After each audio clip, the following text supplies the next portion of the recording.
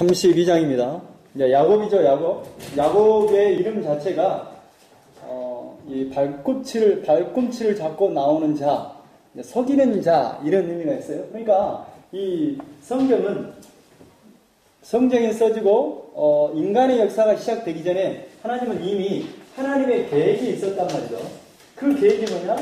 예수 그리스도의 십자가의 피로 인간을 구원하겠다는 그 계획을 가지고 역사가 시작된 거죠. 그러면 이 역사는 왜 시작했느냐? 하나님이 예수 그리스도를 통해서 우리 인간을 구원하려고 이 역사를 하러간 거예요. 그럼 이 역사의 존재 목적은 뭐냐?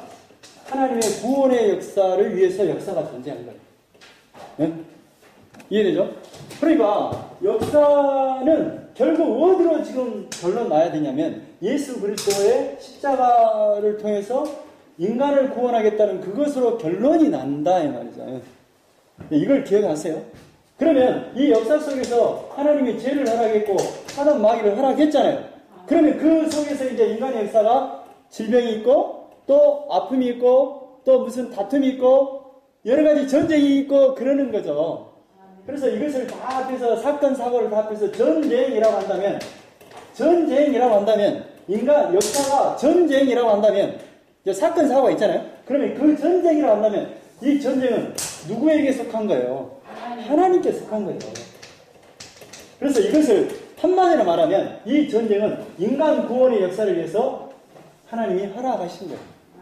전쟁은 하나님께 속했고, 그러면 이 전쟁은 뭘로 해야만이 완벽하게 끝이 나는 거예요?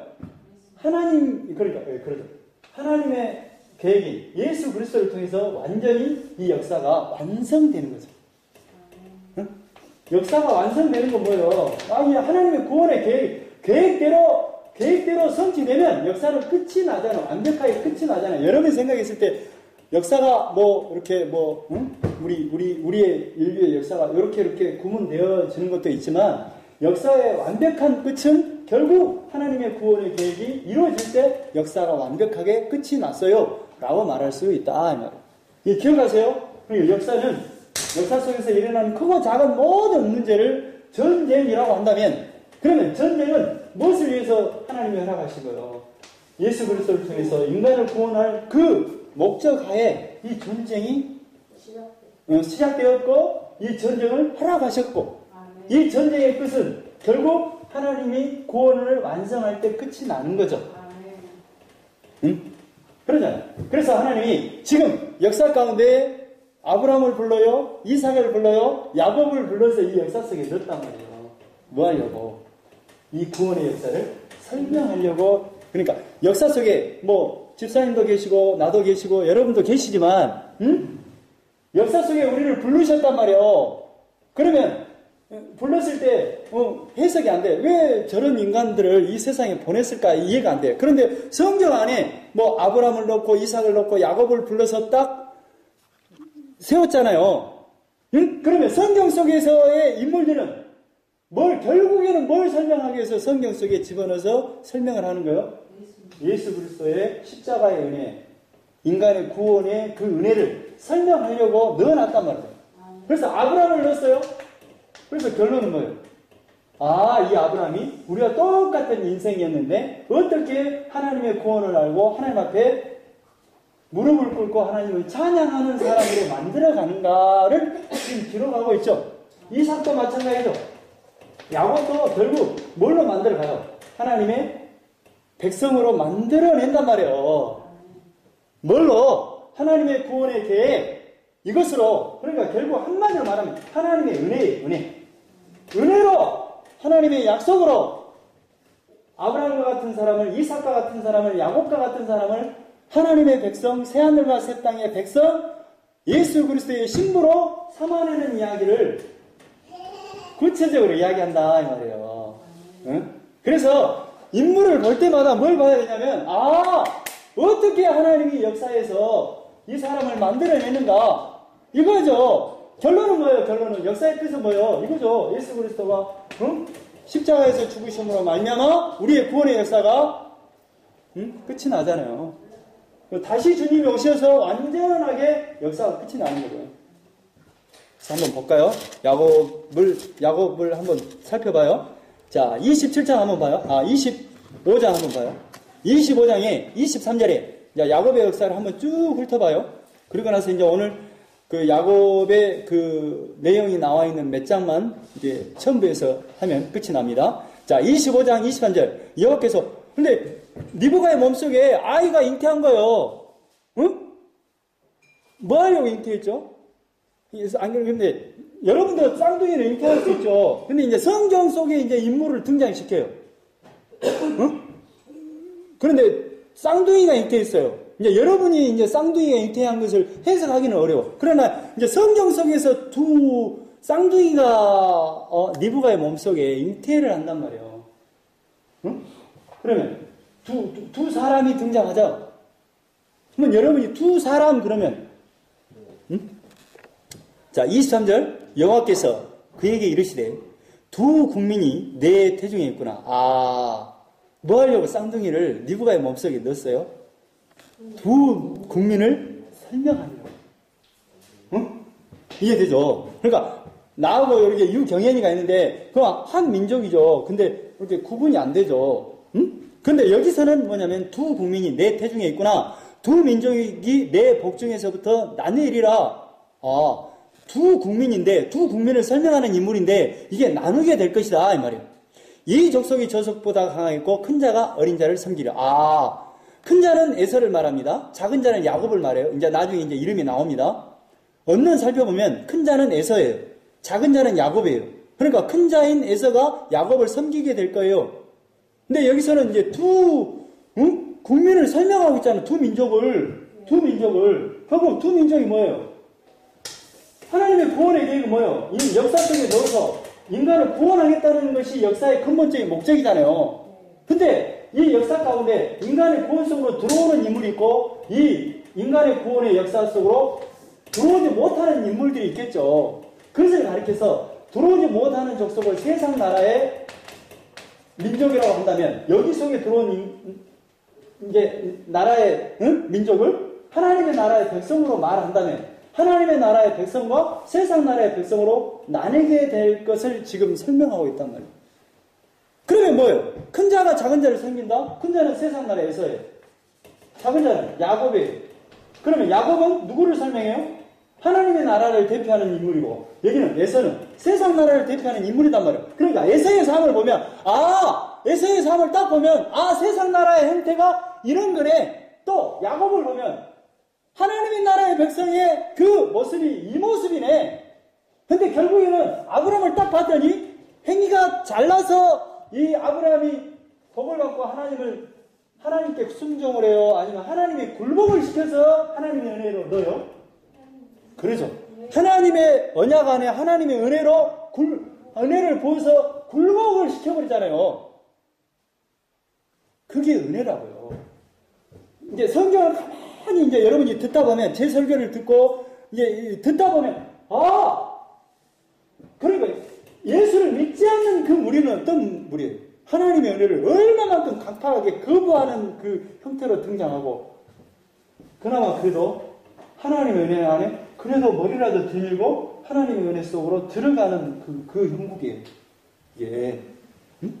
그래서 큰 자가, 그러니까 이 말은 뭐냐면 큰 자가 작은 자를 섬긴다는 것은 에서가 야곱을 섬긴다는 건 뭐냐면 세상 나라가 하나님의 나라 앞에 굴복되는 날이 반드시 올 거예요. 이걸 지금 잘 드러내고 있어요.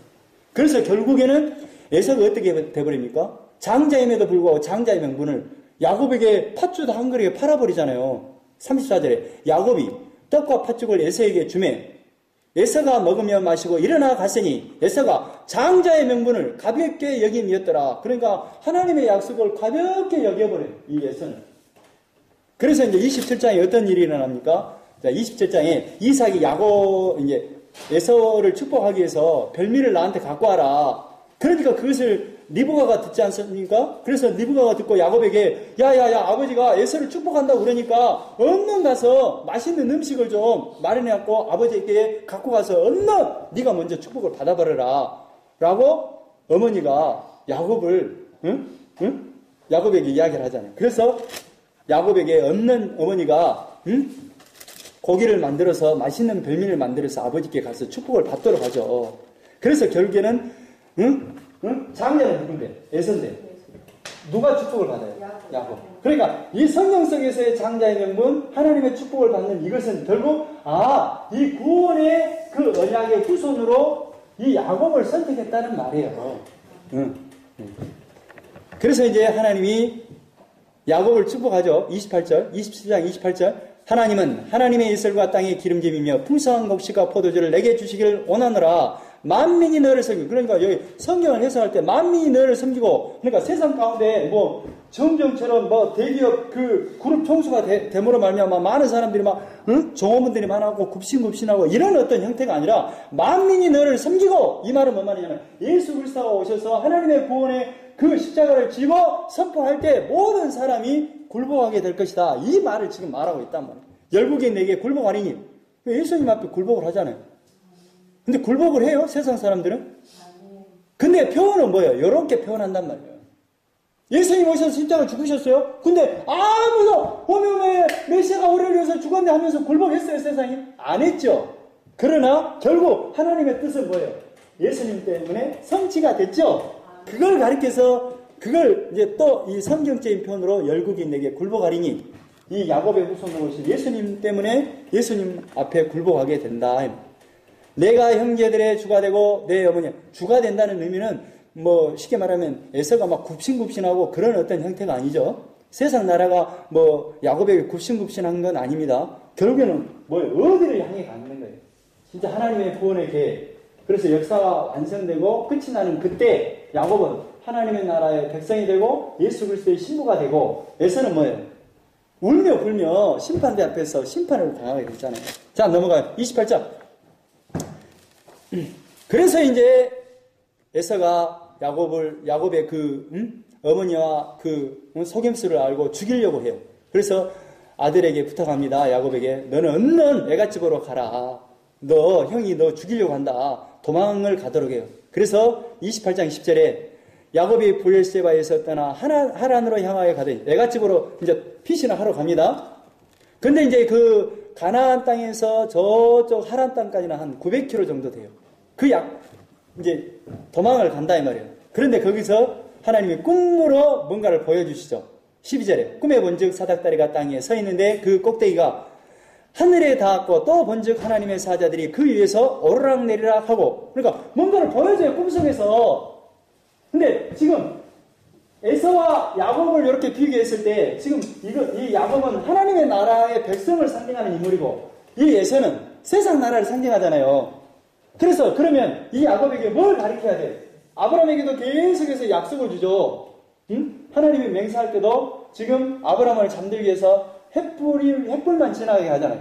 그 말은 뭔 말이에요? 하나님이 너가 실수해도 내가 죽음으로 말미암아 하나님의 약속을 성취하겠다는 그 뜻을 보여주고, 또 할례 언약을 베풀어요. 그 할례 언약은 무슨 의미가 있냐면, 지금 남자의 그 중요한 그 생명의 그 기능을 하는 그 부분에 표시를 낸다 이 말이에요.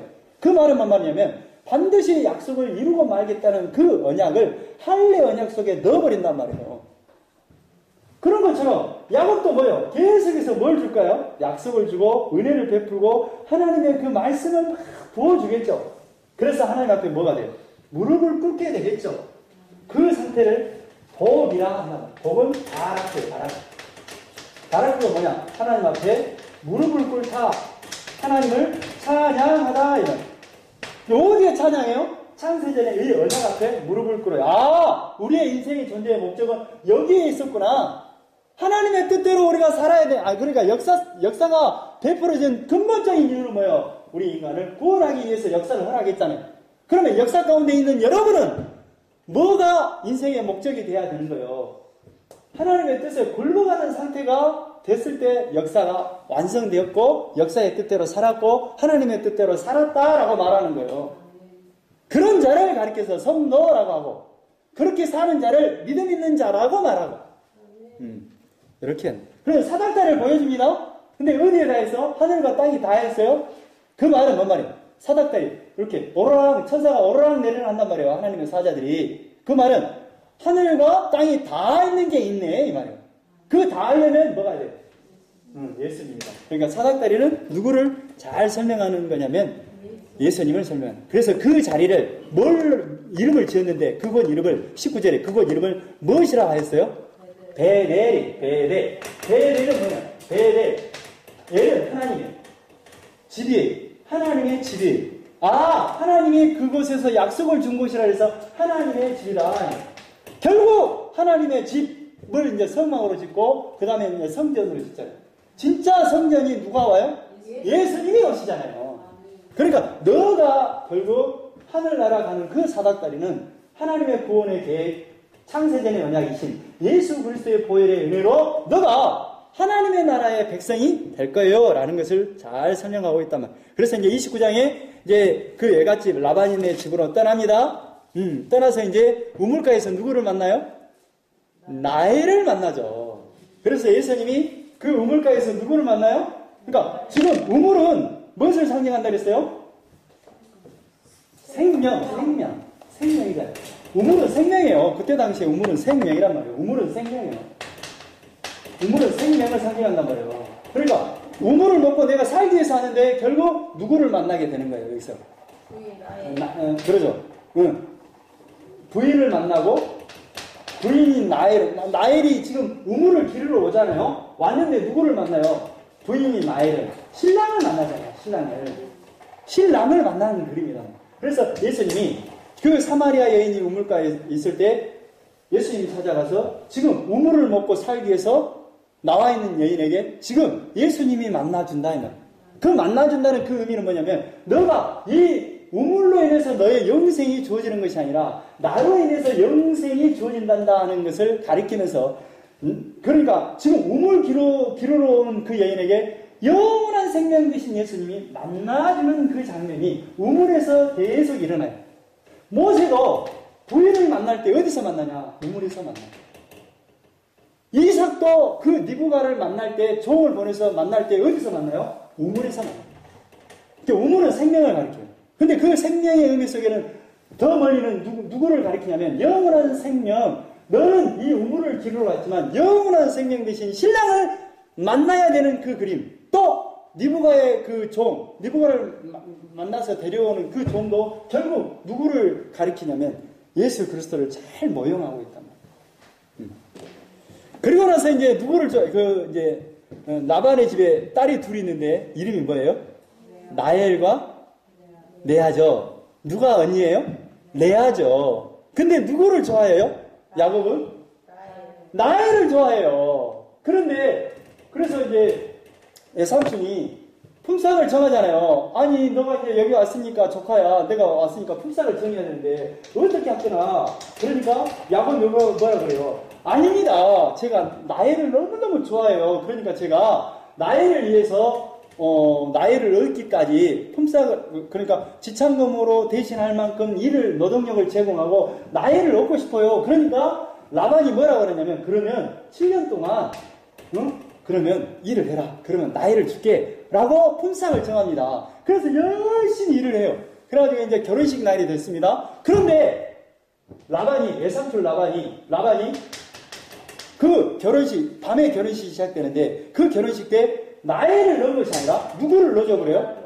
레아를 넣어줘버려요. 그러니까 야곱이 화가 나서 외삼촌 이게 뭐예요? 나는 정말로 7년 동안 정말로 나엘을 위해서 수고를 했는데 이게 레아를 넣어주면 어떻게 됩니까? 그러니까 라반이 뭐라고 하냐면 아니 우리 지방에서는 언니보다 동생이 먼저 결혼하는 수가 없어. 그래서 레아를 넣었지. 그러니까 너 야곱아 조카야 7년을 더 수고하면 내가 나엘까지 줄게 라고 말한단 말이에요. 그래서 또 야곱이 뭐예요? 몇 년 동안 또 수고를 해요? 10년 동안 열심히 수고를 해요. 누구를 사랑해서? 나엘을 사랑해서 14년을 고생하잖아요. 14년을 고생하죠? 누구를 위해서? 신부인, 사랑하는 신부들 나엘을 위해서 14년을 끝까지 일을 한단 말이에요. 그런데 원래 유대인의 혼례법 속에는 그 몇 년 정도의 품삯을 이렇게 지참금으로 지급하냐면 3년에서 4년 정도의 품삯만 지급하면 돼요. 그런데 몇 년을 해버렸어요? 아니 이게 3년에서 4년이니까 몇 배를 지금 더 제공해 온 거예요. 나이를 얻기 위해서. 배가 아니죠. 3, 4, 12, 3, 5, 15. 한 4배에서 5배의 노동력을 더 지참금을 지급해 본 거 아니에요. 왜 지급했어요? 사랑하는 나이를 위해서. 그런 것처럼 우리의 진짜 신랑 되신 예수 그리스도께서 우리를 신부 삼께서 어디에서 우리의 값을 치러주신 거예요? 십자가잖아요. 아니, 있을 수 없는 그 일을 예수님이 저지름으로 말미암아 우리가 뭐가 돼요? 예수님의 신부가 되는 그 모형을 여기서 잘 보여주고 있다. 그런데 주보를 한번 보세요. 중요합니다. 이것을 하기 위해서 지금까지 왔어요. 자, 가계가 나오죠. 가계도가 데라의 그 후손들, 응? 사라와 아브람, 하갈 이렇게 나오죠. 하란이 나오고 그 나홀은 먼저 죽어버렸죠. 그래 나서 이제 쭉 내려가다 보면 이제 그 아브라함의 그 자손이 이삭인데 이삭입니다. 에서 야곱 이렇게 에돔 나오죠. 그리고 옆으로 쭉 하면 그 나홀로 해서 아들이 7 있고 부두엘이 있죠. 라반이 있죠. 내려와 보면 라반의 그 2딸이 있죠. 레아와 나엘 있잖아요. 그 레아 옆에 그 레아의 그 실바라는 여인은 그 여종이라 이 말이에요. 그 나엘의 옆에 비라는 그 라헬의 여종이에요. 그런데 지금 야곱은 누구를 사랑해요? 나엘을 사랑하죠. 나엘을 봐보세요. 몇 명의 2명이죠. 요셉과 베냐민이죠. 근데 레아를 보니까 몇 명이 태어나요? 하나, 둘, 7명이죠. 디나를 빼면 6명의 자녀가 태어난단 말이에요. 그런데 지금 아브라함과 이삭과 야곱의 후손으로 지금 누구에게, 언약의 후손은 누구에게 그 이어지냐면, 지 12명의 아들 중에서 누구에게 이어지냐면, 루벤에게 이어져요. 첫째 아들 루벤에게 이어져요. 요셉에게 이어져요? 요셉이에요? 유다죠. 유다의 후손으로 다윗이 오잖아요. 유다를 줘요. 그러니까 지금 그러니까 약속의 후손을 누가 낳아요? 레아가 낳잖아요. 레아는 어떤 인물이에요? 그 야곱으로부터 사랑받는 여인이에요. 사랑받지 못한 여인이에요. 사랑받지 못한 여인이에요. 사랑받지 못한 여인의 후손으로 야곱이 오고 유다가 오고 유다의 후손으로 예수 그리스도가 오잖아요. 그러니까 이 예수 그리스도는 결국 이걸 사랑받지 못한 그 여인의 후손으로 예수가 온단 말이에요. 그래서 구원을 형성한단 말이에요. 그런 것처럼 여러분이 누구냐 이 말이에요. 누구냐. 그러니까 쉽게 말하면 예수님이 사랑받지 못한 여인의 후손으로 온 것처럼 지금 예수님이 오신 그 중요한 목적은 너희들은 사랑받을 수 없는 그 사람인데 그 신분인데 누가 오셔서 예수님이 오셔서 구원한다는 것을 잘 레아를 통해서 잘 보여주고 있어요. 그리고 그러면 나엘은 뭐냐면 사랑받는 나엘에게서 지금 요셉과 베냐민이 태어나잖아요.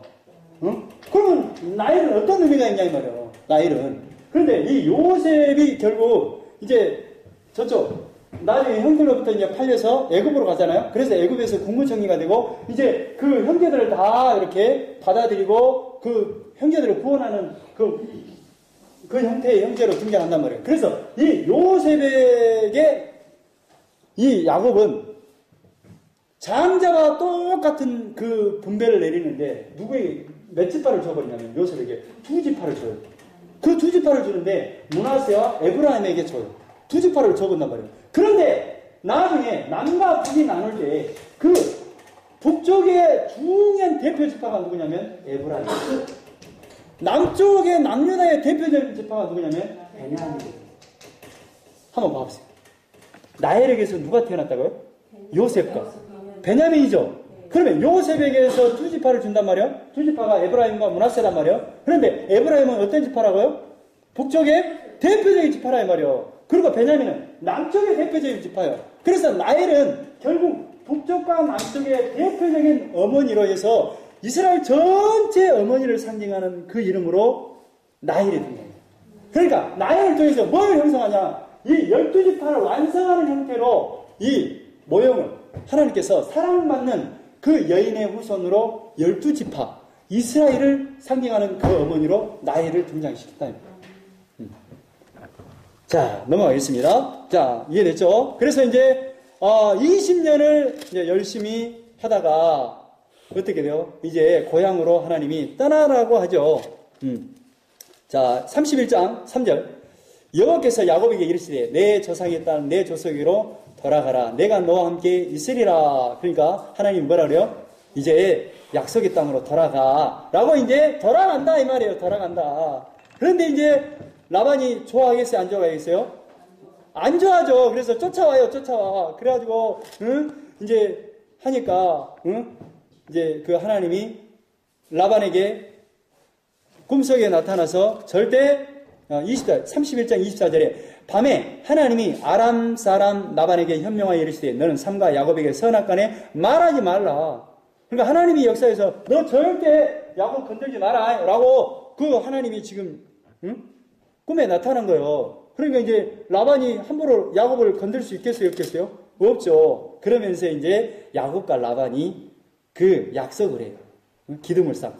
자, 보세요. 31장 44절. 이제 오라 나와 내가 언약을 맺고 그것으로 너와 나 사이에 증거를 삼을 것이니라. 이 말은 뭔 말이냐면 서로 싸움하지 말고 전쟁하지 말자라는 그 조약을 맺는다 이 말이에요. 그래서 이에 야곱이 45절 31장 45절 야곱이 돌을 가져다가 기둥을 세웠어요. 48절 라반의 말에 오늘 이 무더기가 너와 나 사이에 증거가 된다 하였으므로 그 이름을 갈레앗이라 불렀으며 또 미스바라 하였으니 이는 그의 말에 우리가 서로 떠나 있을 때에 여호와께서 나와 너 사이를 살피옵소서 하니라. 그러니까 뭘 세우세요? 증거의 돌무더기를 세웠다 이 말이에요. 증거의 돌무더기를 세움으로 말미암아 뭐가 힘들겠어요? 서로 조약을 했으니까 서로 이제 전쟁이 일어날 수 있어요 없어요? 없죠. 조약을 맺었다 이 말이에요. 조약을 뭘 싸서? 돌무더기를 싸서. 그리고 돌무더기를 싸서 이제 이 경계를 딱 해서 이제 라반과 야곱이 서로 상호 불가침 조약을 맺은 거다 이 말이에요. 그러니까 라반이 야곱을 공격할 수 있어요 없어요? 없죠. 야곱이 이제 라반을 공격할 수 있어요 없어요? 없다 이 말이에요. 그러니까 이 라반은 결국 그 야곱을 뜯어먹는 20년 동안 뜯어먹는 종살이 하게끔 만든 그 인물이잖아요. 그러니까 누구를 잘 설명하냐면 사람 마귀를 설명하는 그 인물로 등장하고 여기는 약속의 우선 성도를 상징한다. 하나님의 백성을 상징한다 이 말이에요. 그런데 무엇으로 지금 이게 지금 라반과 그 야곱을 서로 전쟁할 수 없도록 만드는 거예요? 상호 불가침적 조약 돌무더기. 그러니까 돌무더기를 딱 세움으로 말미암아 이제 사단이 야곱을 건드릴 수 있어요? 교회를? 그런 거야. 이제 하나님께서 이 돌무더기를 통해서 이제 세상 나라로 갈 수 있어요? 그럼 돌무더기는 누구를 상징할 것 같아요? 예수님. 십자가에서 죽으신. 십자가 사건을 상징. 십자가 딱 섬으로 말미암아 이제 하나님의 백성들은 다시는 세상 나라로 돌아갈 수 없고 세상 나라는 우리를 공격해도 우리가 세상 앞에 굴복되지 않고 어디를 선망하고 살아요? 하나님의 나라, 성경. 자, 오늘 진짜 진도 나갈 것이 있습니다. 32장. 라반에게서는 벗어났습니다. 이해되죠? 야곱이 길을 가는데 하나님의 사자들이 그를 만난지라. 그러니까 지금 야곱이 어디를 가고 있어요?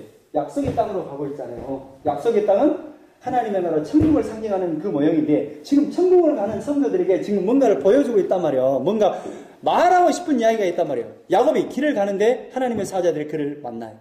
누가 만나줘요? 하나님의 사자들. 야곱이 그들을 볼 때에 이르기를 이는 하나님의 군대라 하고 그 땅 이름을 마하나임이라 하였더라. 뭐라 그래요? 하나님의 군대 마하나임. 그러니까 누가 등장해요? 하나님의 군대가 등장하죠. 근데 지금 가나안 땅을 가게 되면 20년 전에 어떤 사건이 있었어요? 야곱이 에서의 장자 명물을 갖고 도망가 버렸잖아요. 하나님의 축복권을 갖고 도망가 버렸잖아요. 그러니까 지금 20년 동안 누가 지금 가나안 땅에서는 가나안 고척 근방에서는 일을 갈고 있는 거예요. 에서가 일을 갈고 있겠잖아요. 그런데 지금 에서와 함께 지금 누가 등장해서 같이 가주는 거예요? 하나님의 군대잖아요. 하나님의 군대가 함께 하는 거예요. 그러니까 지금 우리가 성도가 이 땅에서 살면서 하나님의 나라 가는 그 과정에서 누가 지켜준다는 것을 잘 설명하고 있어요. 하나님이. 그러죠. 그리고 나서 이제 4절에 그들에게 명령하여 이르되 너희는 내 주 에서에게 같이 말하라. 주의 종 야곱이 같이 말하기를 내가 나방과 함께 거류하면 지금까지 머물러 있었사면. 그러니까 이제 먼저 보내가지고 이제 에서가 있잖아요. 이 말의 의미는 뭐냐면 지금 에서가 무섭잖아요. 지금 가면 지금 이를 뜩뜩 갈고 있을 때도 20년 동안 벼르고 있었을 텐데 지금 우리는 야곱을 만나면 야곱의 가족과 야곱을 만나면 어떻게 되겠어요? 죽이려고 할 거 아니에요. 그러니까 먼저 가서 이제 이 말이에요. 5절에 내게 소, 나귀, 양떼, 너비가 있으므로 사람을 보내어 내 주께 알리고 내 주라는 것은 지금 에서에게 알리고 내 주께 은혜 받기를 원하나이다. 그러니까 쉽게 말하면 그 짐승을 보내면서 아이고 좀 살려주세요 이렇게 하라 이 말이요. 그러니까 이제 사자가 먼저 가서 이제 봤더니 6절에 사자들이 야곱에게 돌아와 이르되 우리가 주인의 형 에서에게 이른즉 그가 400명을 거느리고 주인을 만나려고 오더이다. 근데 그 에서가 몇 명을 거느리고 지금 야곱이 온 소식을 들었는가? 몇 명을 데리고 오는 거예요? 400명. 이제 답답하겠죠. 그러니까 야곱이 심히 두렵고 답답해요. 자기와 함께 한 동행자와 양, 소와 낙대를 두 떼로 나누고 이게 뭔 말이냐면 이제 죽을까 겁이 나니까 두 떼로 나누는 거야. 그러니까 먼저 이렇게 짐승떼 또 이게 종들 뭐 이렇게 먼저 보내고 자기는 뒤에 빠져갖고 아차 첫 번째가 망하면 도망갈 요량으로 두 떼로 나누는 거예요. 그러면서 이제 야곱이 기도합니다. 9절에 야곱이 또 이르되 내 조부 아브라함의 하나님 내 아버지 이삭의 하나님 여호와여 주께서 전에 내게 명하시기를 그러니까 하나님이 약속했잖아요 이 말이에요.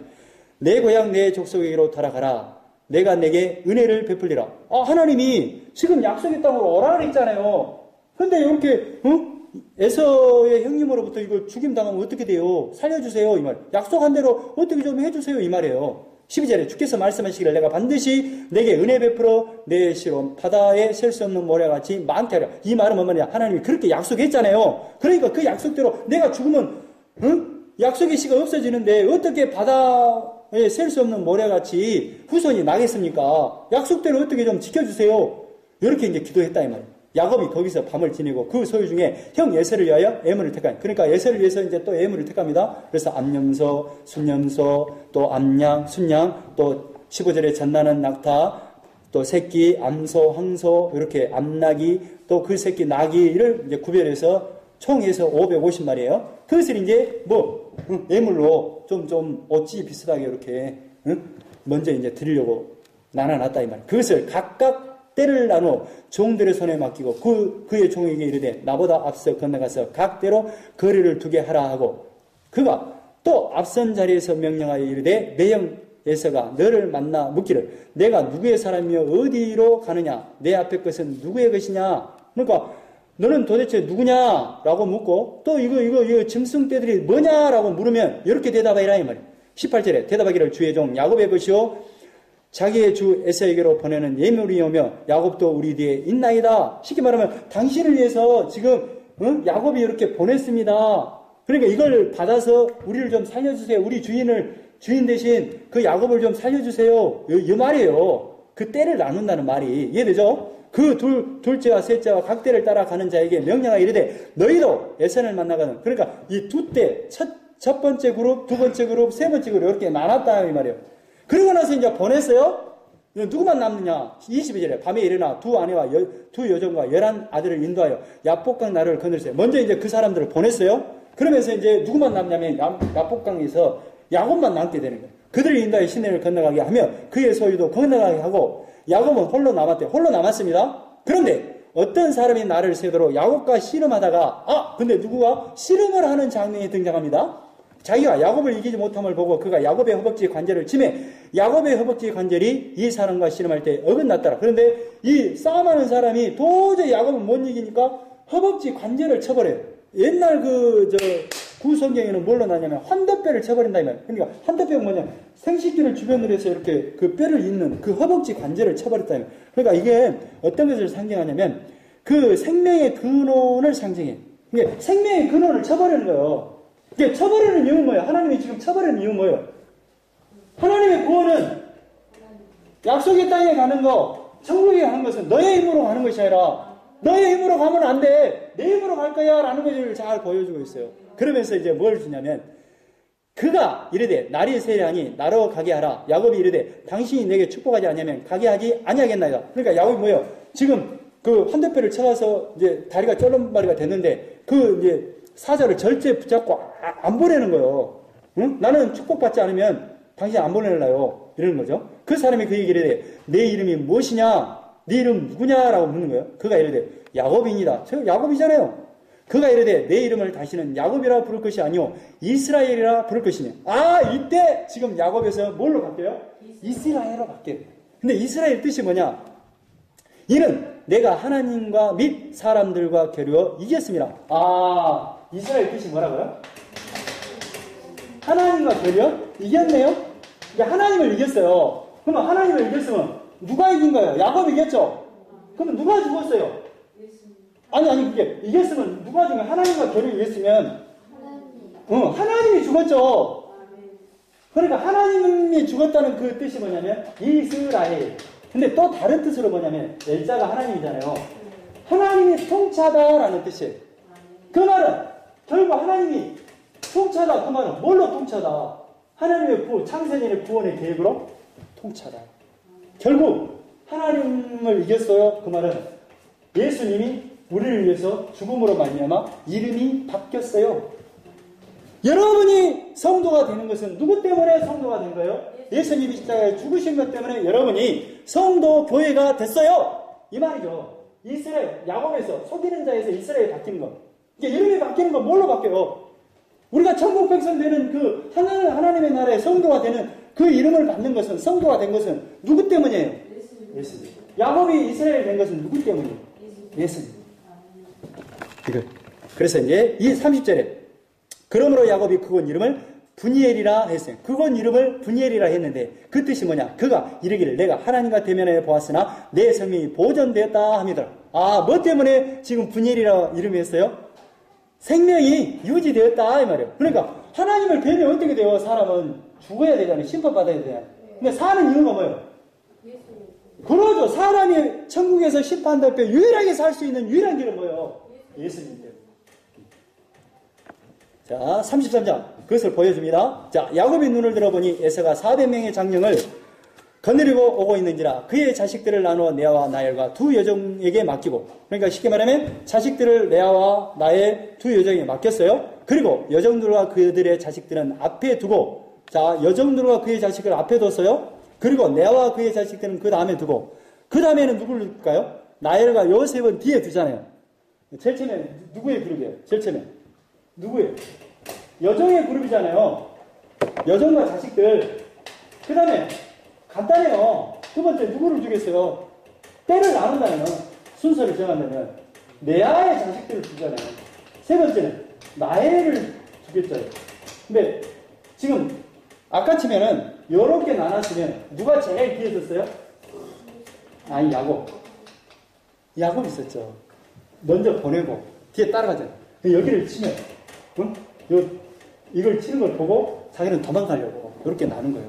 그런데 지금 하나님을 만나서 이름이 바뀐 뒤로는 어떻게 되는가를 보세요. 자, 3절에 자기는 그들 앞에서 나가대. 아, 근데 야곱이 어디로 갔어요? 앞서가. 하나님을 만난 뒤에 이제 앞선단 말이에요. 왜? 하나님을 믿으니까. 그래서 이제 4절에 에서가 달려와서 그를 맞이하여 안고 목을 어긋맞추어 그와 입맞추고 서로 우니라. 어떤 일이 일어나요? 에서가 아니 자기를 죽일 줄 알았는데, 복수할 줄 알았는데, 아이고 내 동생 안내 가면서 입을 맞추고 끌어안고 뽀뽀하고 그러더라 이 말이요. 응? 누가 하셨어요? 그러니까 하나님의 나라를 가는 그 길은 여러분의 행위로 들어가는 것이 아니라 다 하나님의 은혜네요 이 말이에요. 그러면서 이제 쭉 갑니다. 그래서 이제 에서에게 그 짐승들을 주려고 해도 거부를 해요. 아닙니다. 근데 이제 야곱 입장이었죠. 아유, 안 되죠. 이제 행여나 죽일까봐. 11절에 하나님이 내게 은혜를 베푸셨고 내 소유도 조카오니 청하는데 내가 형님께 드린 예물을 받으소서 하고 그에게 강권함에 받으니라. 그러니까 강권했어요. 왜? 쉽게 말하면 좀 형님 옛날에 제가 잘못한 거 있잖아요. 절대 죽이지는 말아주세요. 이거 받으시고 이 말이에요. 에서가 이르되 우리가 떠나자. 내가 너와 동행하리라. 그런데 이제 야곱은 떠나지 않아요. 왜냐면 그 짐승의 떼들이 어리고 새끼가 많아서 죽을지 모르니까 제가 뒤따라 가겠습니다. 먼저 형님 가십시오. 라고 말을 하고, 그 다음에 이제 에서는 그 세일 땅으로 가요. 자기들이 산 그 땅으로 되돌아가요. 근데 이제 야곱은 이제 어디로 가는가 보세요. 자, 16절에 이 나라에서는 세일로 가고, 이제 세일 땅으로 가요. 자기들 고향 땅으로, 아니, 자기들이 살고 있는 주 거주처로 돌아가고, 야곱은 숫곳에 이르러 자기를 위하여 집을 짓고, 지금 야곱은 어디로 다시 돌아가야 되는 거예요? 하나님이 어디서 기름을 붓고 세웠어요? 아니, 가나안 땅인데 야곱을 만난, 사닥대를 만난 장소가 베델이에요. 이곳으로 하나님이 올라가라고 한 거예요. 근데 지금 어디에서 장막을 쳐버려요? 야곱은 숫곳에 이르러 자기를 위하여 집을 짓고 그의 가축을 위하여 우리간을 지었으므로 그 땅 이름을 숫곳이라 부르더라. 아, 근데 어디서 장막을 쳐버려요? 숫곳이라는 곳에 장막을 쳐요. 그리고 나서 야곱이 바단 아람에서부터 평안히 가나안 땅 세겜 성읍에 이르러 그 성읍 앞에 장막을 치고, 근데 이제 숫곳에 있다가 또 어디로 옮겨요? 세겜으로 오죠.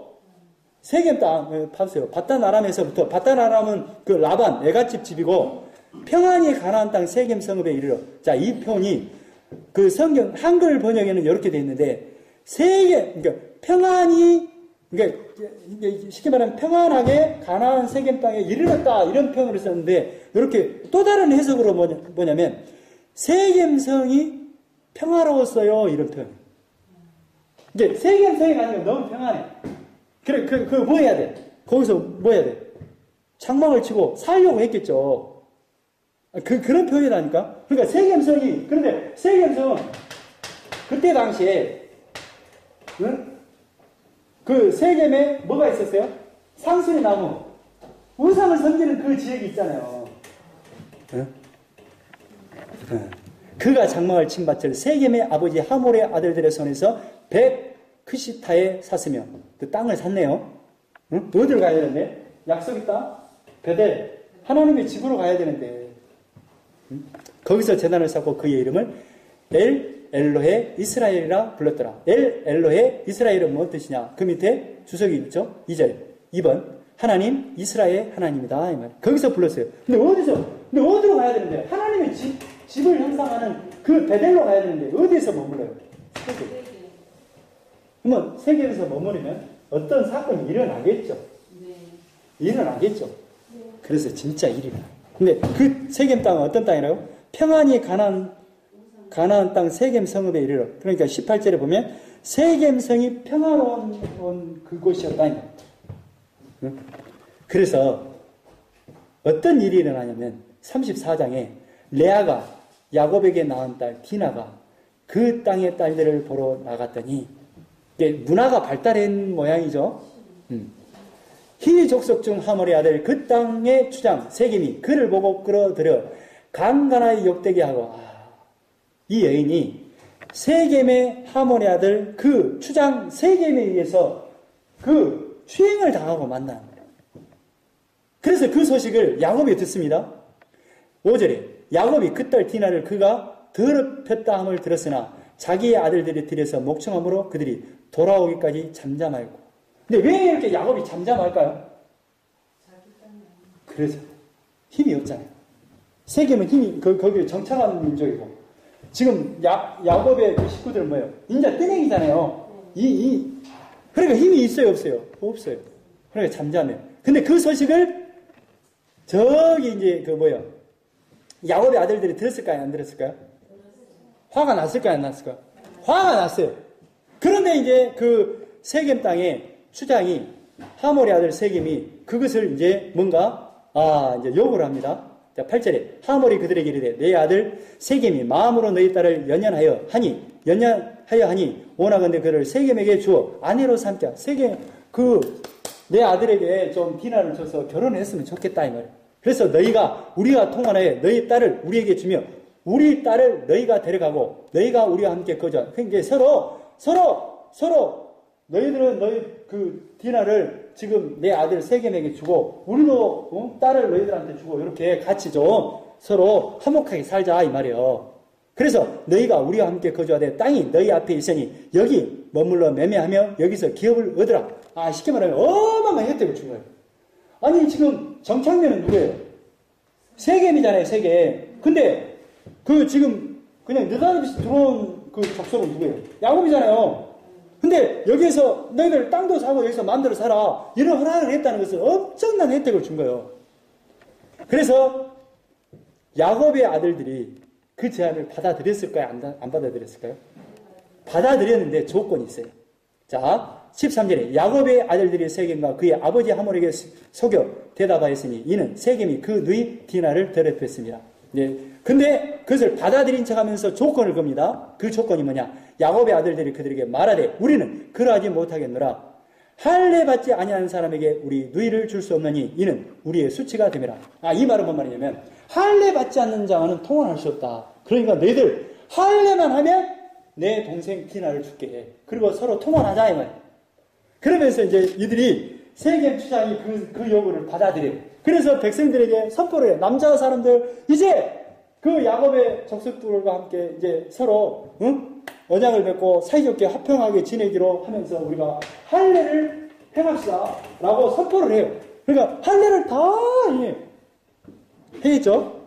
할례를 했겠죠. 할례를 해가면 이제 어떤 문제가 있냐면 자 22절에 그러나 우리 중에 모든 남자가 그들이 이제 선포를 합니다. 그들이 할례를 받은 같이 할례를 받아야 그 사람들이 우리와 함께 거주하며 한 민족 되기를 허락할 것이라. 그러니까 한 민족이 되자 이 말이에요. 서로 할례를 행해서.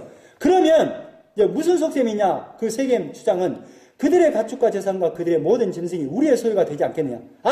동맹을 맺으면 그 땅, 그 갖고 있는 모든 재산, 가축 다 우리 거 아니냐? 그러니까 할례를 행하자.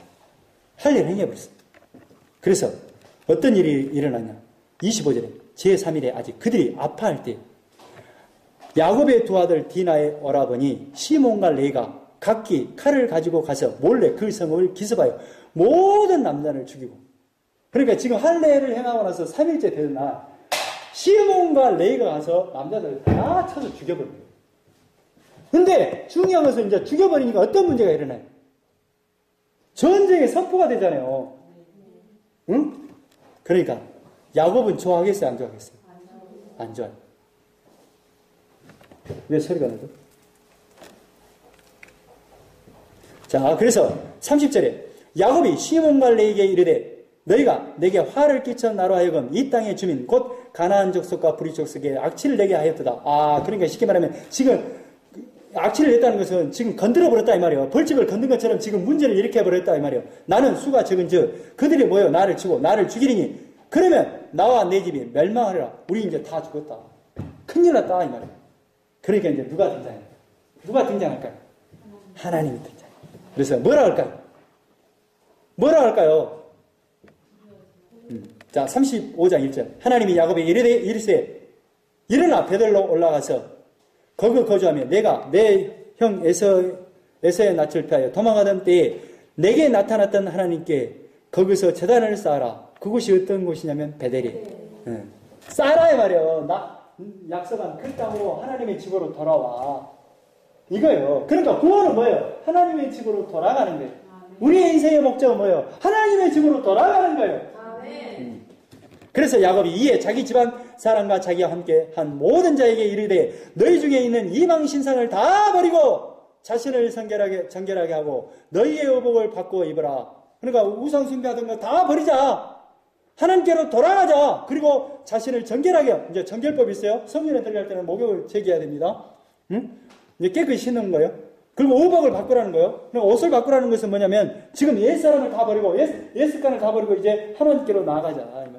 우리가 일어나 베들로 올라가자. 내 환난 날에 내게 응답하시며 내가 가는 길에서 나와 함께 하신 하나님께 내가 거기서 제단을 쌓으려 하노라. 우리가 이제 하나님의 집으로 돌아가자. 하나님이 약속한 땅으로 가자. 라고 간다.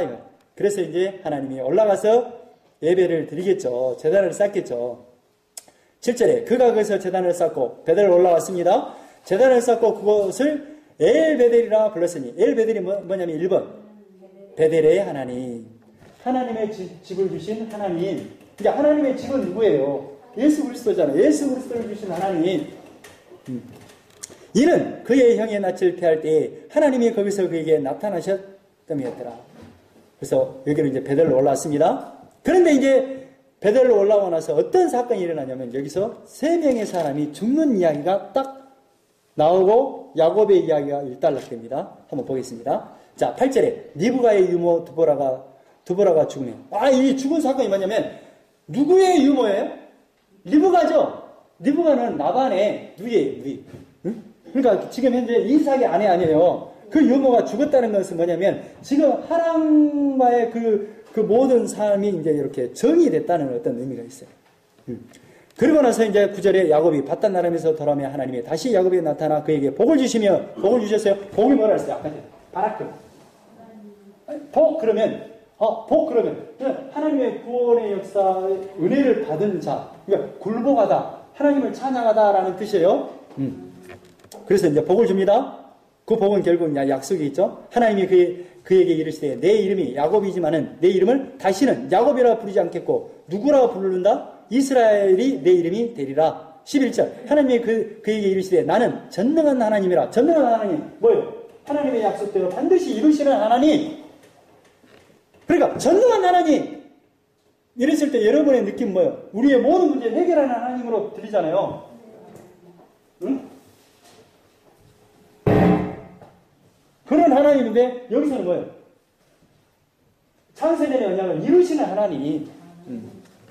생명하고 번성하라. 한 백성과 백성들의 총회가 내게서 나오고 왕들이 내 허리에서 나오라. 누구의 허리에서 나와요?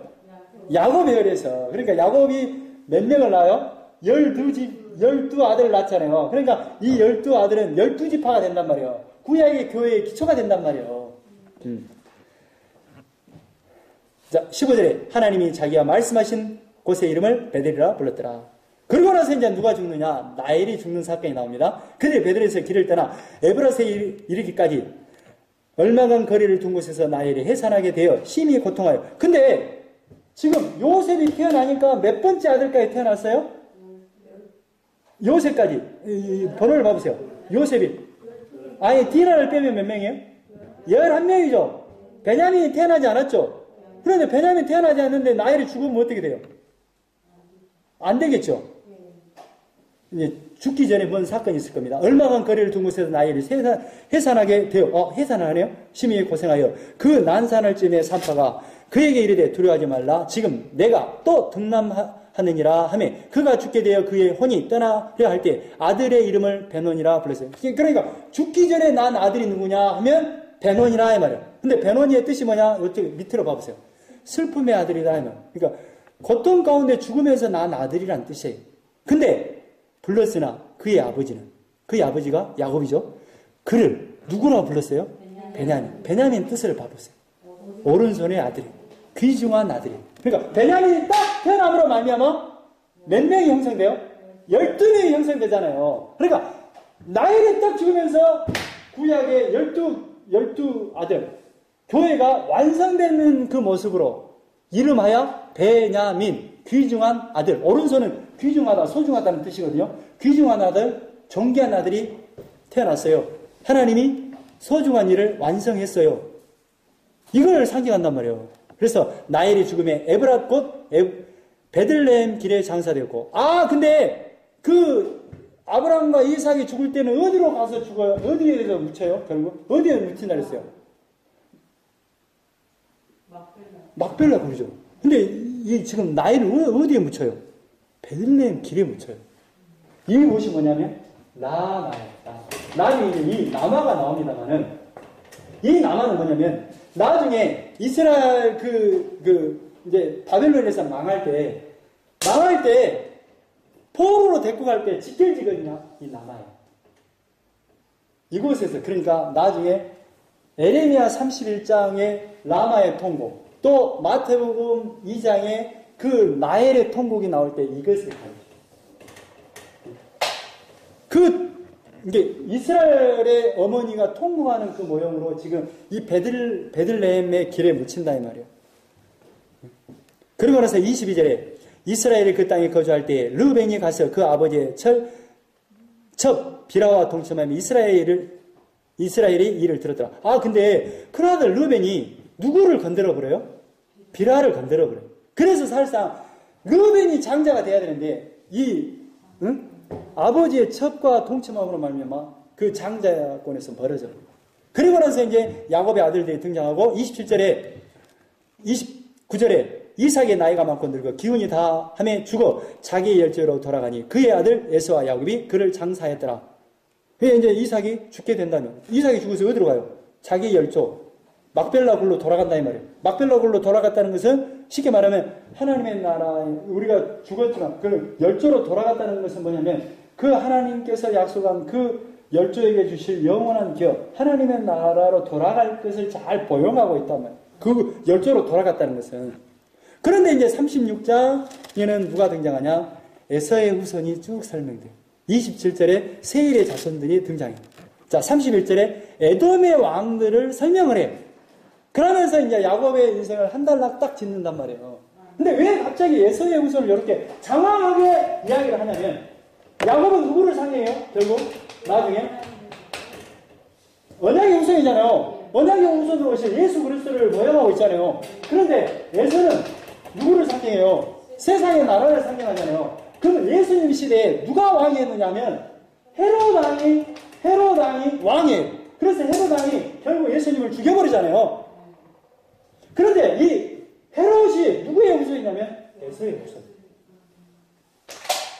그런데 세상 나라의 왕에서 예수님이 죽게 되지만, 야곱이 죽게 되지만 결국 죽음이 무엇을 우리에게 갖다 주는 거예요? 그러죠. 예수님이 죽음으로 말미암아 누가 탄생해요? 신학에 교회.